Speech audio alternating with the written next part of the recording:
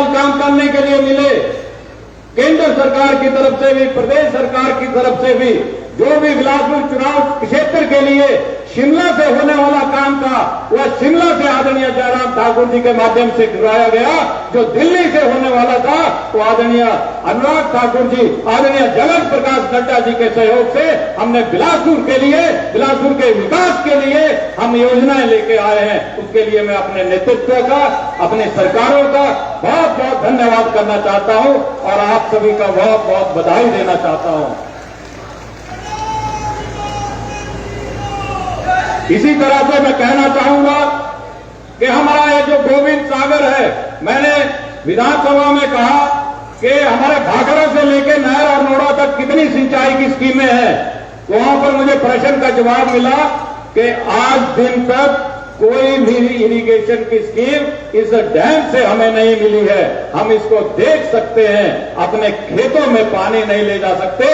मैंने 2 स्कीमें इसकी बनाई है, 5.5 करोड़ की, और मैं इस मंच के माध्यम से अपने नेतृत्व से भी आग्रह करना चाहता हूं और यह भी कहना चाहता हूं कि आने वाले दिनों में प्रधानमंत्री कृषि सिंचाई योजना के माध्यम से हम बिलासपुर सदर चुनाव क्षेत्र के प्रत्येक पंचायत में इरिगेशन की स्कीम चलाएंगे, किसानों के खेतों तक पानी पहुंचाएंगे, किसानों की आमदनी जो आदरणीय प्रधानमंत्री जी ने कहा है कि डबल करेंगे, उसको हम डबल करेंगे। क्योंकि एक साइड हमारे अलीखंड है, दूसरी तरफ हमारी सीरखंड है और बीचों बीच हमारा गोविंद सागर है और हमारे साथ यहां पर कोल डैम है। ये 4 बड़े जलाशय अगर किसी चुनाव क्षेत्र में है तो अब बिलासपुर में है। इसलिए हम आगे आने वाले दिनों में किसानों के खेतों तक पानी पहुंचाएंगे। हम किसानों को आर्थिक रूप से खड़ा करेंगे। अगर किसान खड़ा होगा तो यह हमारा चुनाव क्षेत्र खड़ा होगा, एक जिला खड़ा होगा और हमारा प्रदेश आर्थिक रूप से संपन्न होगा। ये मैं आपसे कहना चाहता हूं। आज हम सौभाग्यशाली हैं, 4 लेन यहां बन रही है, रेलवे यहां आ रही है, या एम्स हमारा है, हाइड्रो इंजीनियरिंग कॉलेज हमारा बन के तैयार हो गया है। यह सभी चीजें इन 4.5 सालों में हुई है। यह डबल इंजन की सरकार के दौरान हुई है। केंद्र में हमारी सरकार मजबूत है, प्रदेश में हमारे विकास किया है। इसलिए मैं आपसे यही अनुरोध करना चाहता हूं कि बिलासपुर जिला के लोग और इस विकास को देख के और इस बिलासपुर के लोगों के समक्ष जो यह विकास है, यह विकास की गंगा जो दिल्ली से चली है या शिमला से होती हुई हमारे चुनाव क्षेत्र में बह रही है, यह गंगा अगले 5 सालों में इसी तरह से विकास की गंगा बहे ताकि हमारे बिलासपुर का विकास हो, जो उजड़ता रहा है उसका बसाव हो। यह मैं आपसे कहना चाहता हूं। और अंत में एक मैं आपसे निवेदन करना चाहूंगा कि पहली बार बिलासपुर हमारे टूरिज्म के मानचित्र पर आया है। उसमें आदरणीय अनुराग ठाकुर जी का बहुत सहयोग रहा है। उसमें हमारे आदरणीय जगत प्रकाश नड्डा जी राष्ट्रीय अध्यक्ष, उनका बहुत सहयोग रहा है। आदरणीय मुख्यमंत्री जी का सहयोग रहा है।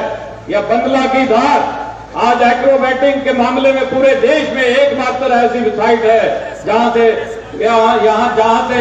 हमारी एक्रोबैटिंग हो सकती है, पैराग्लाइडिंग हो सकती है और उसी तरह से यह जल क्रीड़ाएं और हमारा स्पोर्ट्स टूरिज्म, रिलीजियस टूरिज्म, या आने वाले दिनों में इन सब चीजों को हम सभी आपके सहयोग से करेंगे। या आपसे मैं यही निवेदन करना चाहता हूं कि यह सारी चीजें जितने भी स्कीम्स हैं ये अगले 5 साल में बन के तैयार होंगी। आपसे यही निवेदन करना चाहता हूं कि आप सभी लोग इन सभी विकास के कामों में योगदान भी दें और आने वाले दिनों में इसी के आधार पर आप सभी सहयोग भी करें। यही मैं आपसे कहना चाहता हूं। एक बार फिर मैं अपने युवा सांसद, युवा कैबिनेट मंत्री आदरणीय अनुराग ठाकुर जी का एक बार फिर यहां पर बिलासपुर की जनता की तरफ से हार्दिक स्वागत करता हूं, अभिनंदन करता हूं। जय हिंद, जय हिमाचल। माननीय महोदय का बहुत ही जोशीला संबोधन आपको सुनने को मिला। माननीय महोदय के लिए एक बार जोरदार तालियां, क्योंकि जिस तरह के विकास सदर विधानसभा क्षेत्र में हुए हैं उस तरह से ये जोश आना स्वाभाविक ही है। माननीय महोदय का बहुत बहुत धन्यवाद करते हैं। और अब बड़े अदब और एहतराम से भी नंबर आग्रह करने जा रहे हैं हमारे बीच में मौजूद आज के माननीय मुख्य अतिथि महोदय, माननीय केंद्रीय सूचना एवं प्रसारण और युवा कार्यक्रम एवं खेल मंत्री भारत सरकार आदरणीय श्री अनुराग सिंह ठाकुर जी से अपना संबोधन देने के लिए एक बार जोरदार तालियां माननीय महोदय के लिए।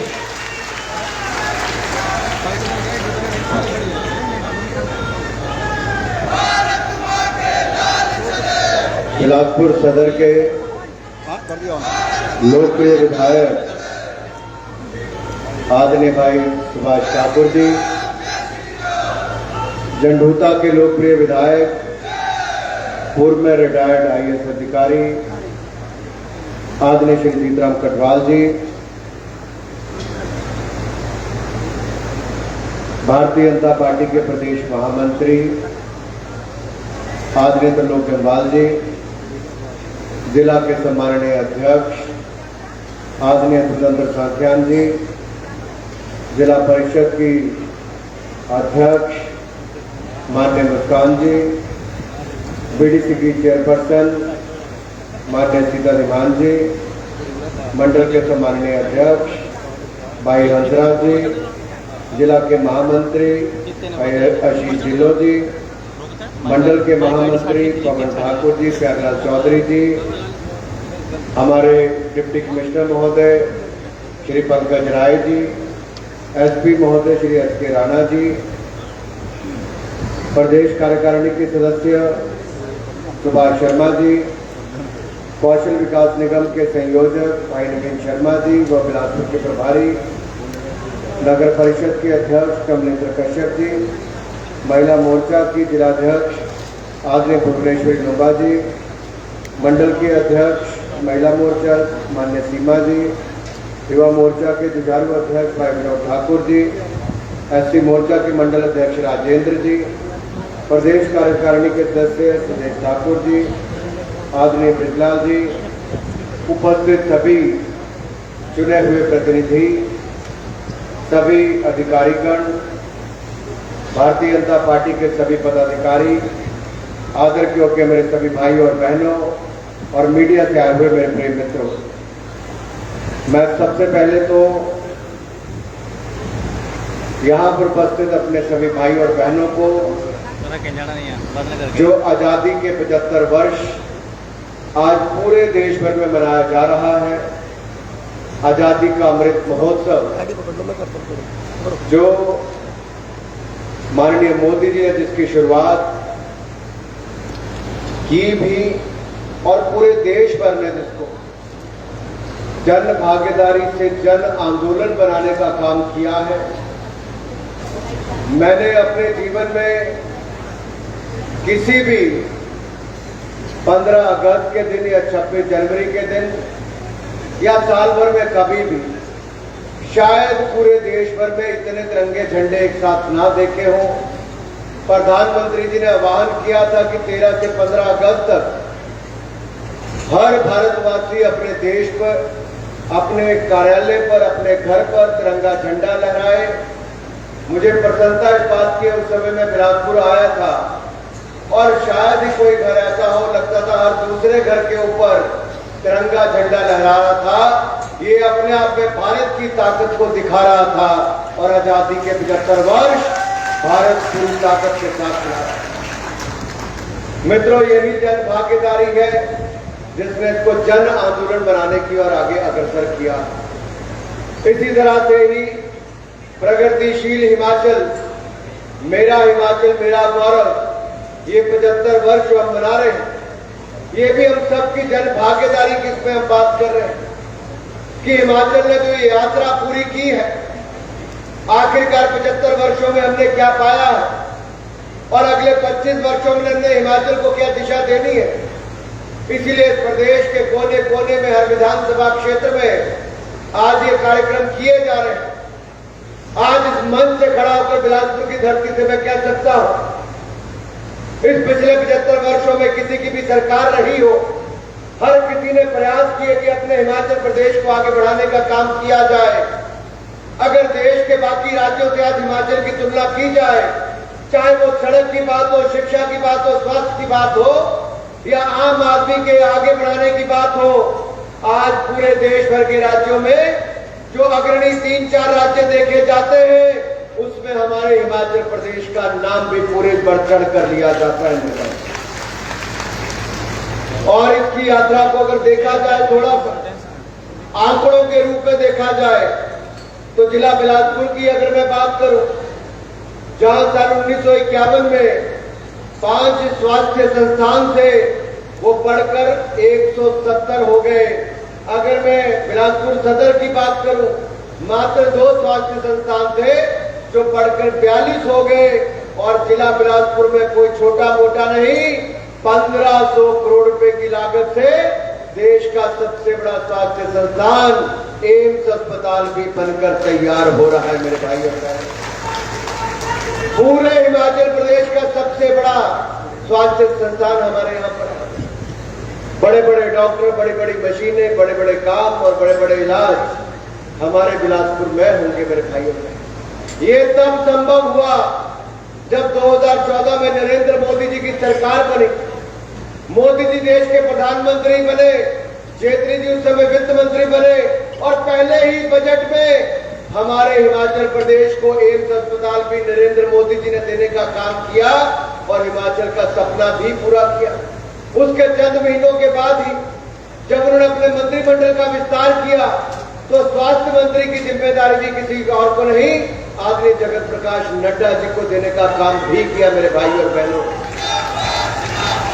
और नड्डा जी ने भी स्वास्थ्य मंत्री बनते हिमाचल प्रदेश में जगह जगह पर मेडिकल कॉलेज हो, अस्पताल हो, पीजीआई का संस्थान हो, ये देने का काम भी मोदी सरकार में किसी ने किया तो आदरणीय जगत प्रकाश नड्डा जी ने किया है। मोदी जी ने कभी कोई कसर नहीं छोड़ी ताकि हिमाचल प्रदेश के लोगों को अपने स्वास्थ्य लाभ के लिए प्रदेश से बाहर ना जाना पड़े। जो पिछले 60 साल में नहीं हुआ वो मोदी सरकार ने 8 साल में करने का काम किया है। ये मोदी सरकार ने करने का काम किया है। मित्रों, इसी तरह से सन 1951 में सड़कों की बात करूं तो 194 किलोमीटर सड़क पूरे जिला बिलासपुर में, जो बढ़कर 1735 किलोमीटर हो गई। और अगर मैं सुभाष जी आपके विधानसभा क्षेत्र अगर बिलासपुर सदर की बात करूं तो 1951 में मात्र 51 किलोमीटर थी, लेकिन ये भी बढ़कर 450 किलोमीटर से ज्यादा हो गई है, लगभग 9 गुना ज्यादा हो गई।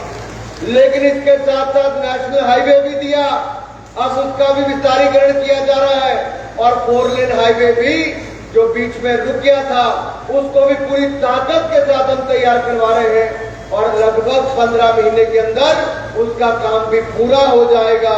और हमारा यहां से कीरतपुर साहब का डिस्टेंस जो 2.5 घंटे लगता है वो केवल 40 मिनट रह जाएगा, यानी कि 2 घंटे कम लगेंगे। मेरे भाई और बहनों, ये भी आपको देखते हैं। ये कब हुआ? जब भारतीय जनता पार्टी की डबल इंजन की सरकार आई। यही नहीं, उद्योग की अगर मैं बात करूं, लेकिन उससे पहले मैं सड़कों की बात करना जरूर करना चाहता हूं। ये अटल बिहारी वाजपेयी जी की सरकार में प्रधानमंत्री ग्रामीण सड़क योजना आई। उस समय धूमल जी प्रदेश के मुख्यमंत्री थे। गांव गांव में सड़कें बनाने का काम हुआ तो उस समय किया गया।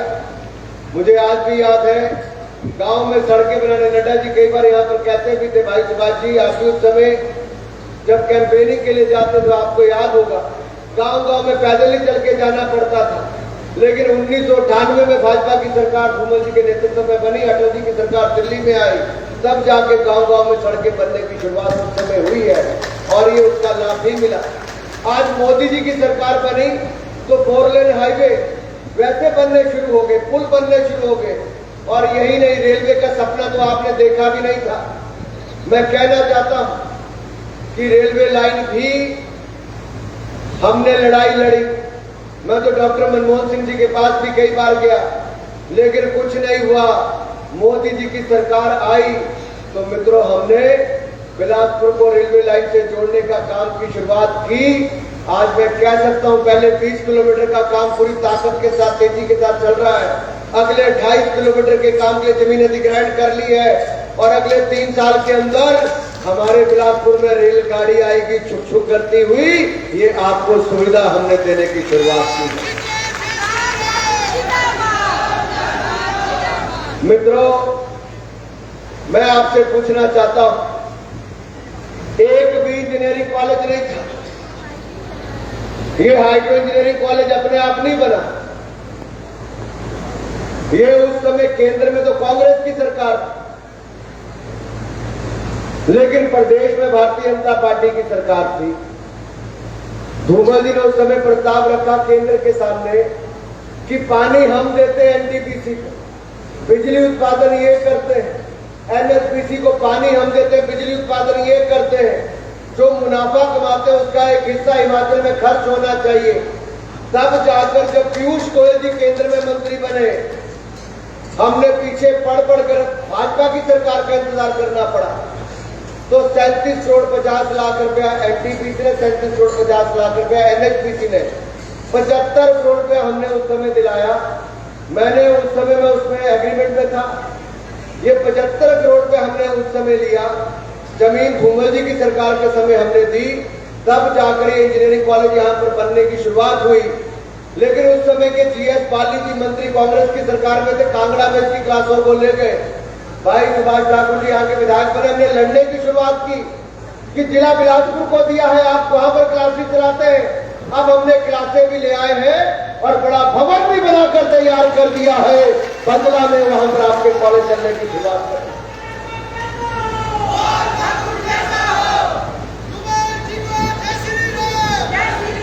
मित्रों, बिलासपुर के लिए कुछ भी आसानी से नहीं आया।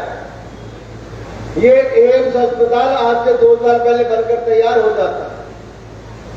2014 में जमीन दी थी, 2014 में मंजूरी की थी, जून महीने में, जुलाई महीने में, पहले सेशन में 2017 के अंत में आकर जमीन दी। उस समय वो भी प्रेशर डाल दी। क्या 3 साल हिमाचल प्रदेश को जमीन देने में लग गए? फिर फॉरेस्ट क्लियरेंस नहीं होती थी, उसके लिए लड़ाई लड़नी पड़ी। आज मैं बात आप सबके सामने इसलिए रख रहा हूं कि भवन बन के तो दिखते हुए साल लगते हैं। मंजूरी तो मैंने उस समय करवाई। मुझे आज भी याद है, मोदी जी और जेटली जी से मिला कि हमारे यहाँ पर बड़े शिक्षण संस्थान नहीं है, तो आईआईएम भी दिलाया, एम्स भी दिलाया। लेकिन कांग्रेस वालों ने वो भी लेकर वहां पे ले गए, पौंटा साहब नाहन लेकर चले गए। लड़कर एम्स को भी ये खोलना चाहते थे कांडा जाकर। उस समय लड़ाई लड़ी, चिट्ठी लिखवाई, डॉक्टर हर्षवर्धन जी हेल्थ मिनिस्टर थे, रुकवाया कि नहीं, नई जमीन देनी पड़ेगी, नहीं तो कांग्रेस का बस चलता तो बिलासपुर में कभी नहीं आता। ये लड़ाई लड़ी भी और बनाने का काम भी किया है। बिलासपुर में तो बड़ा अस्पताल बनाने का काम किया। आदरणीय नड्डा जी स्वास्थ्य मंत्री बने, इसको और गति देने का काम किया है, यहाँ पर धरातल को उतारने का काम किया है। ये लड़ाई भारतीय जनता पार्टी ने लड़ी भी और पूरा करने का काम भी किया। नड्डा जी के पास हम गए तो पीजीआई अस्पताल, उन्होंने कहा एम्स मिल गया तो पीजीआई कैसे मिलेगा? उन्होंने कहा फिर भी चलिए मोदी जी के पास बात रखेंगे, और नड्डा जी ने हमें पीजीआई अस्पताल 550 करोड़ रुपए का देने का काम भी किया। तो हिमाचल प्रदेश को जगत प्रकाश नड्डा जी और माननीय नरेंद्र मोदी जी ने देने का काम किया है मेरे भाई और बहनों। यही नहीं, मेडिकल कॉलेज हमीरपुर का हो, वो भी आदरणीय नड्डा जी ने यहाँ पर आकर देने का काम किया। लगभग 400 करोड़ रुपया उसके ऊपर खर्च हो रहा। हिमाचल प्रदेश में अपने डॉक्टर लगभग 600 डॉक्टर हर साल बनकर तैयार होंगे, नहीं तो हिमाचल को डॉक्टर भी बाहर से लेने पड़ते थे, अब अपने यहीं पर तैयार होंगे। हमारे बच्चे आज डॉक्टर बन रहे हैं। ये सुविधाएं किसने दी? नरेंद्र मोदी जी की सरकार ने। और यही नहीं, उद्योग की बात मैं यहां पर करने आ रहा था। कितने उद्योग थे 1951 में? मात्र 3 उद्योग थे मेरे भाई और बहनों, जो बढ़कर आज लगभग 553 हो गए हैं। और इसमें 208 उद्योग तो आपके विधानसभा क्षेत्र सदर में ही है सुभाष जी। ये कब लगे? जब अटल बिहारी वाजपेयी जी की सरकार ने औद्योगिक पैकेज दिया 1 दिसंबर 2002 को। वो शिमला आए थे, अटल बिहारी वाजपेयी जी ने घोषणा की, तब जाकर यहाँ पर उद्योग लगने शुरू हुए और यहाँ पर उसको आगे गति मिली। यही नहीं, शिक्षण संस्थानों में भी 1951 में लगभग 58 थे, 98 से जो बढ़कर 1021 हो गए। मित्रों, ये सारी बातें मैं इसलिए कर रहा हूं कि बिलासपुर ने लंबी छलांग विकास के क्षेत्र में लगाई है, लेकिन 3 विधानसभा क्षेत्र एक पुल के साथ जुड़ जाए। एक पुल ऐसा भी स्वीकार हाल ही में नरेंद्र मोदी जी की सरकार ने किया है, और से बलबलान के लिए ये जो पुल बनकर तैयार होगा, वो मारवी हो, झंडूता हो, बिलासपुर सदर हो, 103 करोड़ रुपए की लागत से पुल बनेगा और तीनों विधानसभा क्षेत्र को जोड़ने का काम ये भारतीय जनता पार्टी की सरकार यहां पर करने जा रही है। भाइयों और बहनों, यही नहीं, बहुत सारे काम मैं आपके सामने अभी विकास के गिनवाऊंगा, लेकिन उससे पहले जहां मैं आजादी के अमृत महोत्सव की बात करता हूं, तो वहीं पर एक बात प्रधानमंत्री मोदी जी ने इस बार लाल किले की प्राचीर से एक बहुत महत्वपूर्ण बात कही कि हम आजादी के 75 वर्ष तो मना रहे हैं, लेकिन जब आजादी के 100 वर्ष मनाएंगे तो भारत कैसा हो, क्या इसकी कल्पना अपने विचारों में कोई करता है? मैं देख रहा था, कई बार मैं सोचता हूं कि अपने भाइयों से पूछूं, नौजवान मित्रों से पूछूं, या बहन उर्मिला जी बैठी है, अंजना जी बैठी है, नीना जी बैठी है, बाकी लोग इस तरफ बैठते दिख रहे हैं, अंजू राणा जी से लेके बाकी सब बैठे। मैं कहना चाहता हूं कि आप कभी कल्पना करते हैं कि अगले 25 साल कैसे होंगे? हम अपने बच्चे के बारे में कल्पना तो करते हैं कि बच्चे को ये पढ़ाएंगे, ऐसा वो होगा, आगे बढ़कर ये बनेगा। कोई कहता है वकील बनेगा, कोई कहता अधिकारी बनेगा, कोई कहता डॉक्टर बनेगा, कोई कहता नर्स बनेगी। लेकिन देश कैसे आगे बढ़ेगा, क्या दिशा लेगा, क्या इसकी कल्पना हम करते हैं? मोदी जी यही चाहते हैं कि जब भारत 100 वर्ष आजादी के मना रहा हो, तो हम सबकी कल्पना में भारत कैसा हो, उसके लिए 5 प्रण लेने की बात कही है कि समृद्ध काल में जो अगले 25 वर्ष होंगे, उसमें हर नागरिक को अपनी भूमिका निभानी होगी, जन भागीदारी से जन आंदोलन खड़ा करना होगा, और अगले 25 वर्षों में हमें देश को महान बनाना होगा, एक बार फिर विश्व गुरु बनाने का काम करना होगा। और इसके लिए हर हिंदुस्तानी की भागीदारी बहुत महत्वपूर्ण है। और वो 5 प्रण क्या है मेरे भाई और बहन? सबसे पहले तो गुलामी की सोच से छुटकारा पाना होगा। ये गुलामी की सोच से मुक्ति पाएंगे, तब जाकर ही हम भारत को आगे बढ़ा पाएंगे। विकसित भारत, इसकी कल्पना, इसकी सोच, इसके लक्ष्य को रखेंगे, तभी जाकर अपने विकास की रफ्तार को बढ़ा पाएंगे। अरे जिनके हम गुलाम थे, ऐसे अंग्रेजों ने 200 साल राज किया, लेकिन मोदी जी के नेतृत्व में भारत की अर्थव्यवस्था उन अंग्रेजों को भी पीछे छोड़कर आज दुनिया में 5वें नंबर की अर्थव्यवस्था हमारी भारत की बन गई। हमने अंग्रेजों को भी पीछे छोड़ दिया है मेरे भाइयों बहनों। मुझे लगा दसने थोड़ा सफल नहीं हुआ। इंग्लैंड अंग्रेज जिन्होंने 200 साल हमारे ऊपर राज किया, दुनिया में उनकी अर्थव्यवस्था 5वें नंबर पर थी।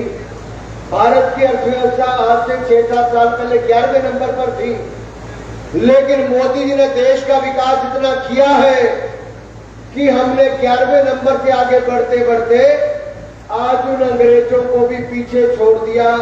दुनिया में 5वें नंबर की अर्थव्यवस्था भारत बन गया है मित्रों।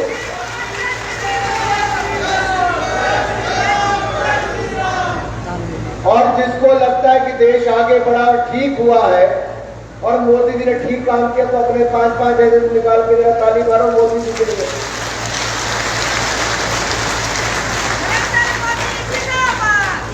क्योंकि ये केवल भारतीय जनता पार्टी या किसी एक व्यक्ति का विकास नहीं, मोदी जी की कल्पना तो सबका साथ, सबका विकास, सबका विश्वास और सबका प्रयास, इसी मूल मंत्र के साथ काम कर रहे हैं।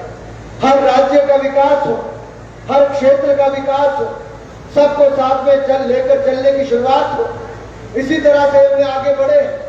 मैं अपने भाइयों बहनों से यहाँ पूछना चाहता हूं, मेरी जिन बहनों को रसोई गैस का सिलेंडर मिला होगा या शौचालय मिला होगा, पक्का मकान मिला होगा, बिजली का कनेक्शन मिला होगा, बैंक का खाता खुला होगा, खाते में पैसा डालने का काम किया होगा, या आपके घर को नल से जल मिला होगा, क्या आपसे किसी ने आपकी जाति और धर्म पूछने का काम किया?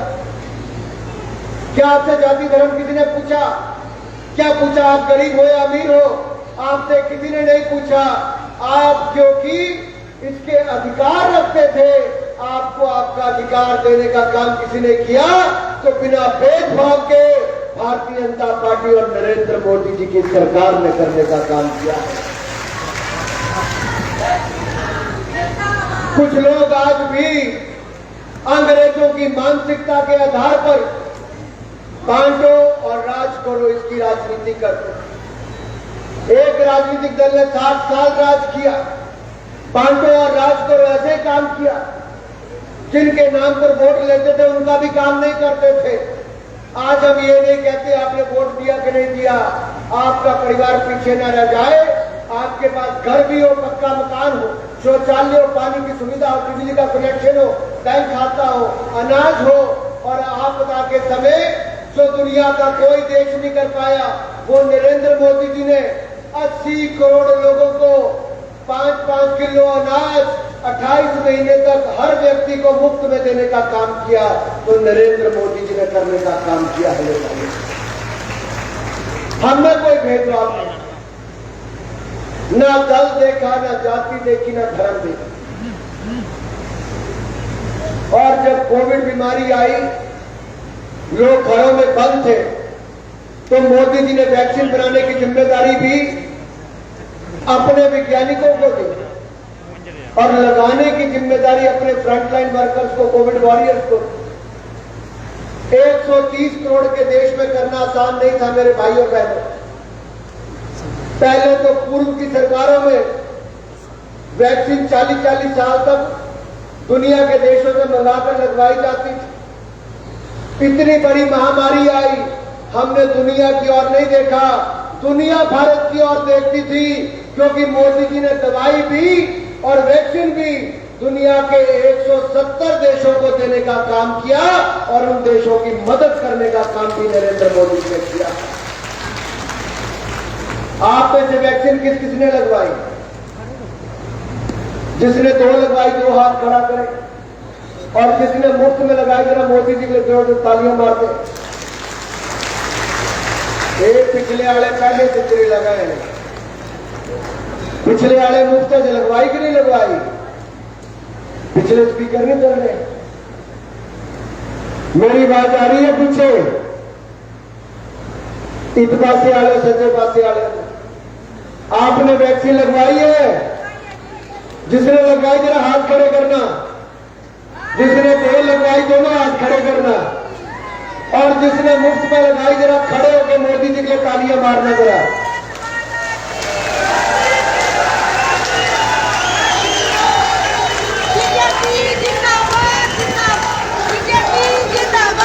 भाइयों बहनों, आज तो हम लोग भूल जाते हैं, लेकिन वो दिन याद करो जब आपदा का समय था, ये पता नहीं था कि वे दाने भी करा खुदा दिलाने,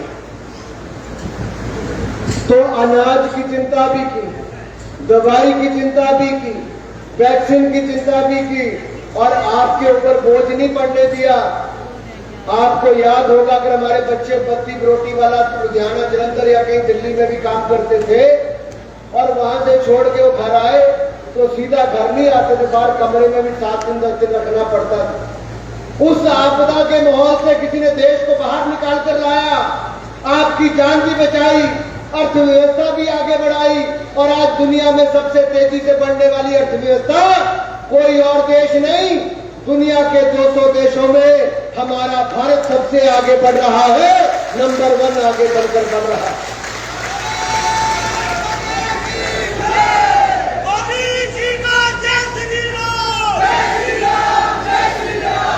मित्रों, ये तब संभव हुआ जब आप लोगों ने, आपने नरेंद्र मोदी जी को देश का प्रधानमंत्री बनाया, तब जाके गरीब मां के बेटे ने गरीब के घर में रसोई गैस के सिलेंडर से लेकर 20 करोड़ महिलाओं के खाते में, जिनका जनधन खाता उनको 1500 रुपए देने का काम भी किया।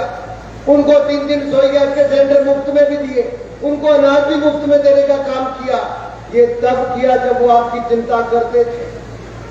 ये तब हुआ जब वो कोई सेवा करने वाला आया।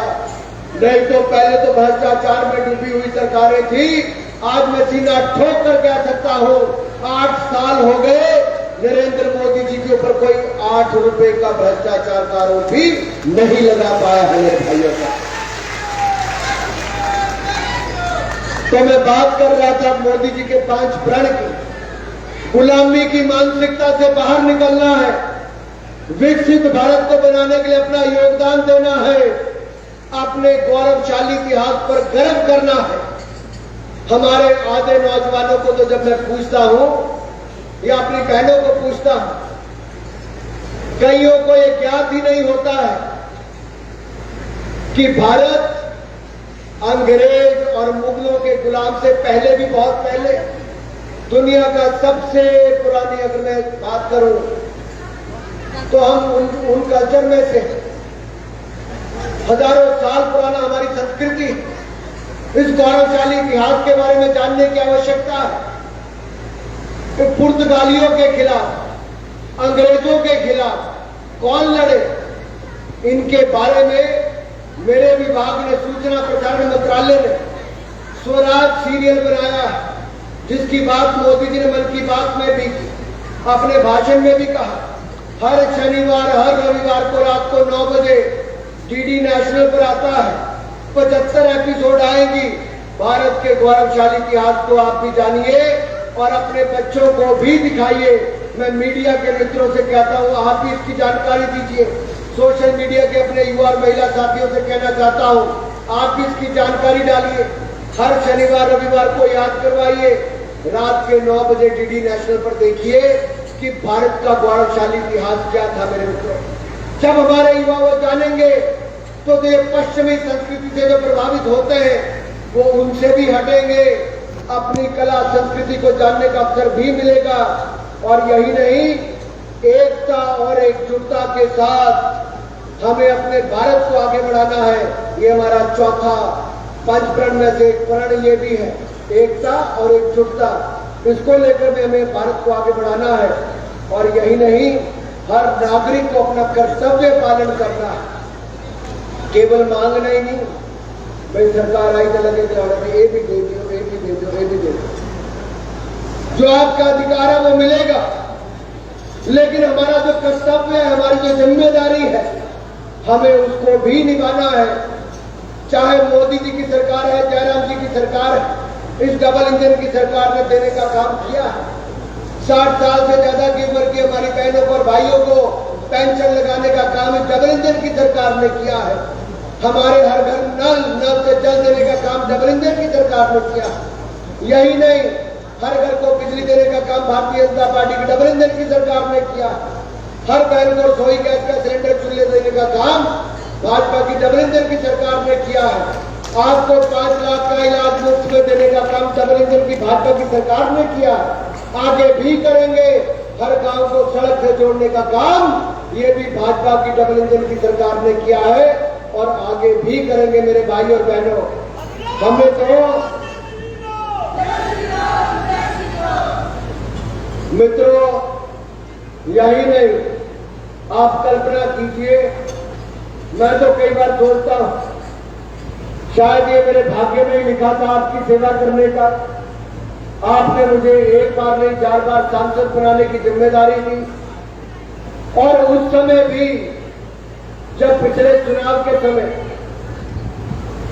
यहां से उम्मीदवार थे, लेकिन उसके बावजूद आपने कोई कमी नहीं छोड़ी, रिकॉर्ड लीड भी दिलाई। आज मैं सिर ऊंचा करके आपके सामने कह सकता हूं, हाइड्रो इंजीनियरिंग कॉलेज भी बनाने का काम किया, एक अस्पताल भी बनाने का काम किया है, 4 लेन हाईवे भी पूरी गति के साथ बना रहे हैं। आपके हमने रेलवे लाइन का निर्माण कार्य भी पूरी तेजी के साथ शुरू किया है।